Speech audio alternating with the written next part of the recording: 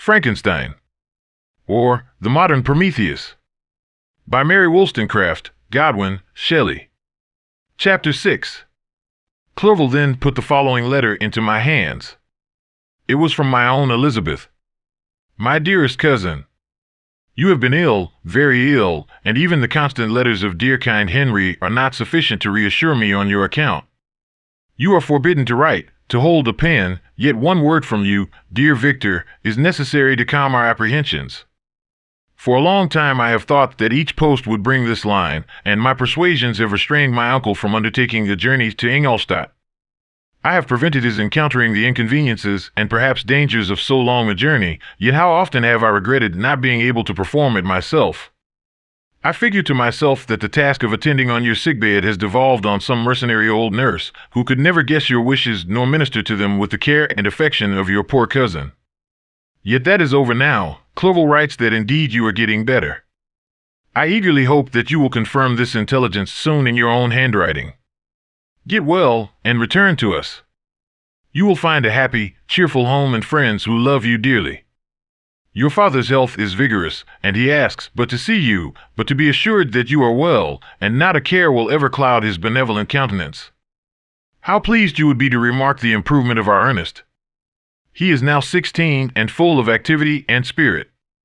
He is desirous to be a true Swiss and to enter into foreign service, but we cannot part with him, at least until his elder brother returns to us. My uncle is not pleased with the idea of a military career in a distant country, but Ernest never had your powers of application. He looks upon study as an odious fetter. His time is spent in the open air, climbing the hills or rowing on the lake.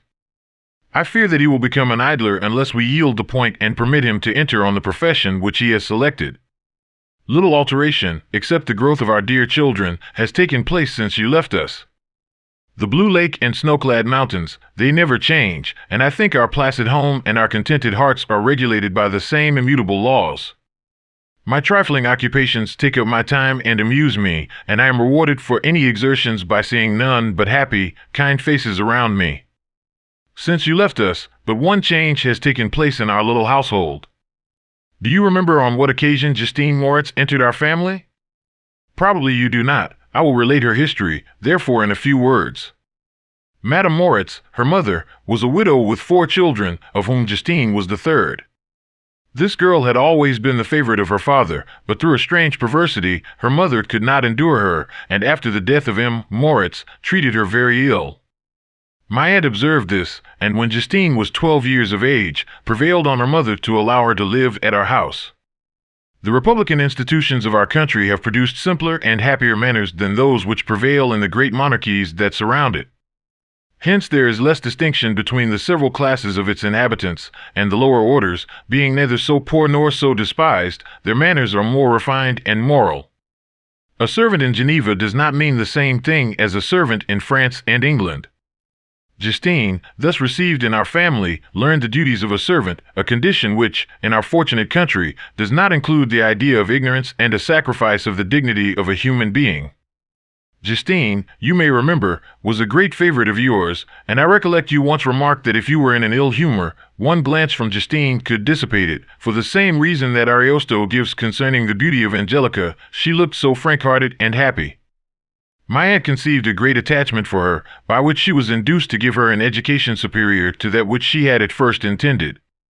This benefit was fully repaid. Justine was the most grateful little creature in the world. I do not mean that she made any professions. I never heard one pass her lips, but you could see by her eyes that she almost adored her protectress.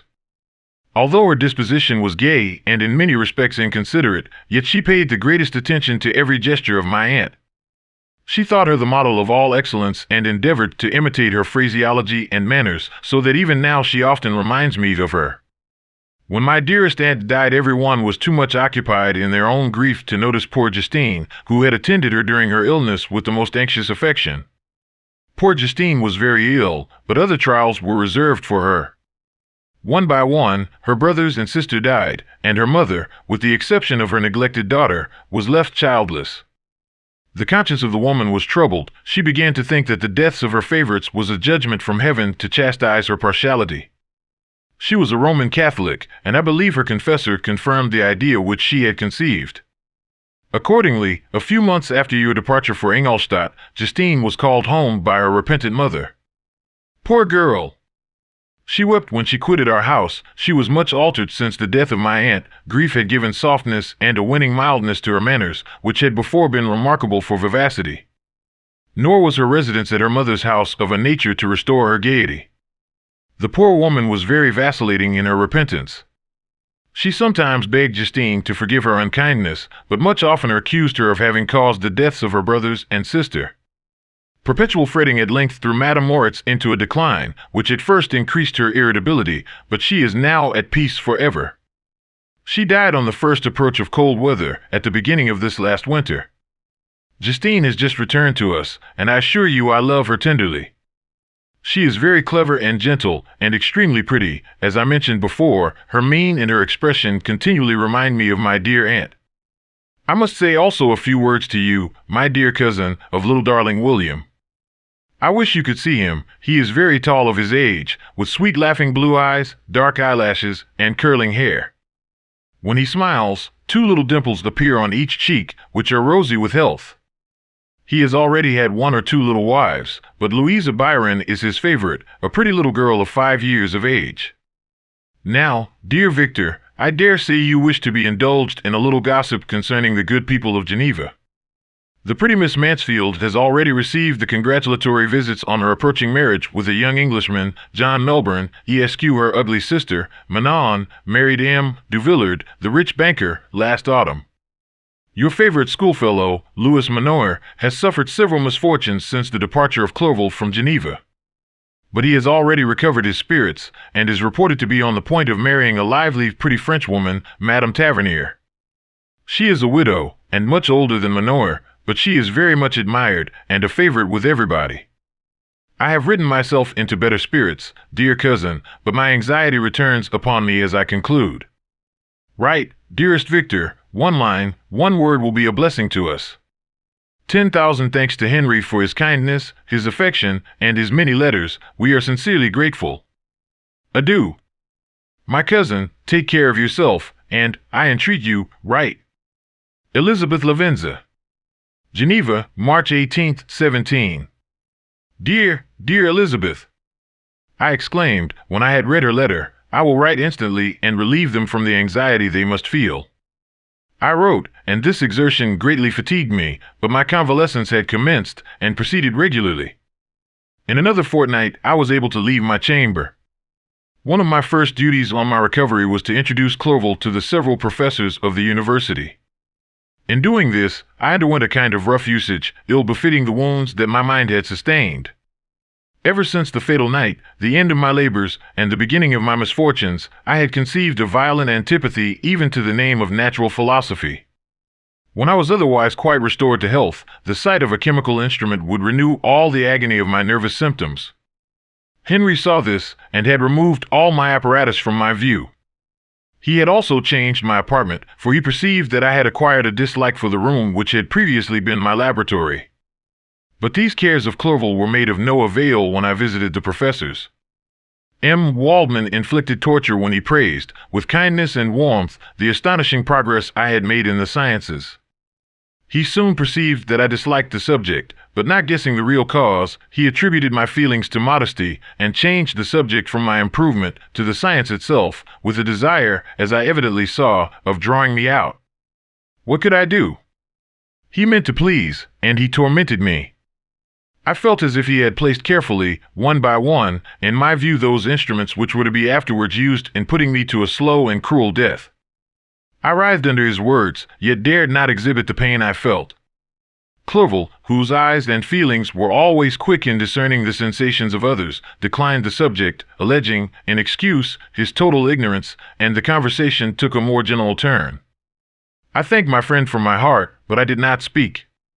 I saw plainly that he was surprised, but he never attempted to draw my secret from me, and although I loved him with a mixture of affection and reverence that knew no bounds, yet I could never persuade myself to confide in him that event which was so often present to my recollection, but which I feared the detail to another would only impress more deeply. Crump was not equally docile, and in my condition at that time of almost insupportable sensitiveness, his harsh blunt encomiums gave me even more pain than the benevolent approbation of Waldman. "D—in the fellow," cried he. "Why, Clerval, I assure you he has outstripped us all." I stare if you please, but it is nevertheless true.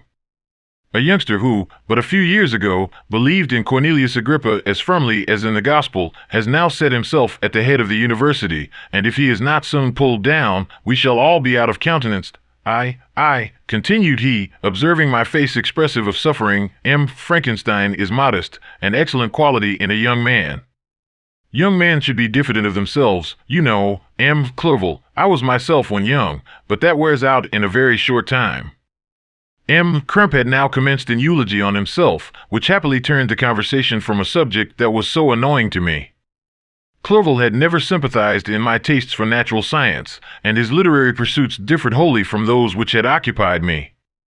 He came to the university with the design of making himself complete master of the Oriental languages, and thus he should open a field for the plan of life he had marked out for himself.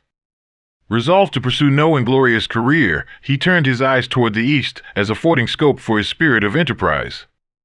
The Persian, Arabic, and Sanskrit languages engaged his attention, and I was easily induced to enter on the same studies.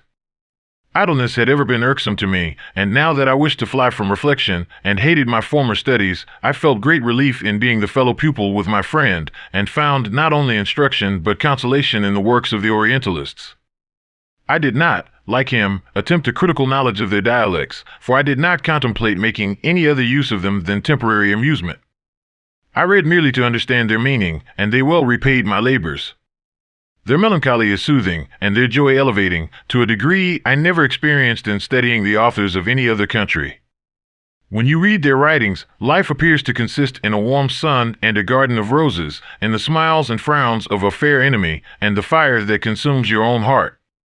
How different from the manly and heroical poetry of Greece and Rome! Summer passed away in these occupations, and my return to Geneva was fixed for the latter end of autumn, but being delayed by several accidents, winter and snow arrived, the roads were deemed impassable, and my journey was retarded until the ensuing spring. I felt this delay very bitterly, for I longed to see my native town and my beloved friends. My return had only been delayed so long, from an unwillingness to leave Clerval in a strange place, before he had become acquainted with any of its inhabitants. The winter, however, was spent cheerfully, and although the spring was uncommonly late, when it came its beauty compensated for its dilatoriness. The month of May had already commenced, and I expected the letter daily which was to fix the date of my departure, when Henry proposed a pedestrian tour in the environs of Ingolstadt, that I might bid a personal farewell to the country I had so long inhabited. I acceded with pleasure to this proposition. I was fond of exercise, and Clerval had always been my favorite companion in the ramble of this nature that I had taken among the scenes of my native country. We passed a fortnight in these perambulations. My health and spirits had long been restored, and they gained additional strength from the salubrious air I breathed, the natural incidents of our progress, and the conversation of my friend. Study had before secluded me from the intercourse of my fellow creatures, and rendered me unsocial, but Clerval called forth the better feelings of my heart. He again taught me to love the aspect of nature, and the cheerful faces of children. Excellent friend! How sincerely you did love me, and endeavored to elevate my mind until it was on a level with your own. A selfish pursuit had cramped and narrowed me, until your gentleness and affection warmed and opened my senses. I became the same happy creature who, a few years ago, loved and beloved by all, had no sorrow or care. When happy, inanimate nature had the power of bestowing on me the most delightful sensations. A serene sky and verdant fields filled me with ecstasy. The present season was indeed divine. The flowers of spring bloomed in the hedges, while those of summer were already in bud. I was undisturbed by thoughts which during the preceding year had pressed upon me, notwithstanding my endeavors to throw them off, with an invincible burden. Henry rejoiced in my gaiety, and sincerely sympathized in my feelings. He exerted himself to amuse me, while he expressed the sensations that filled his soul. The resources of his mind on this occasion were truly astonishing. His conversation was full of imagination, and very often, in imitation of the Persian and Arabic writers, he invented tales of wonderful fancy and passion.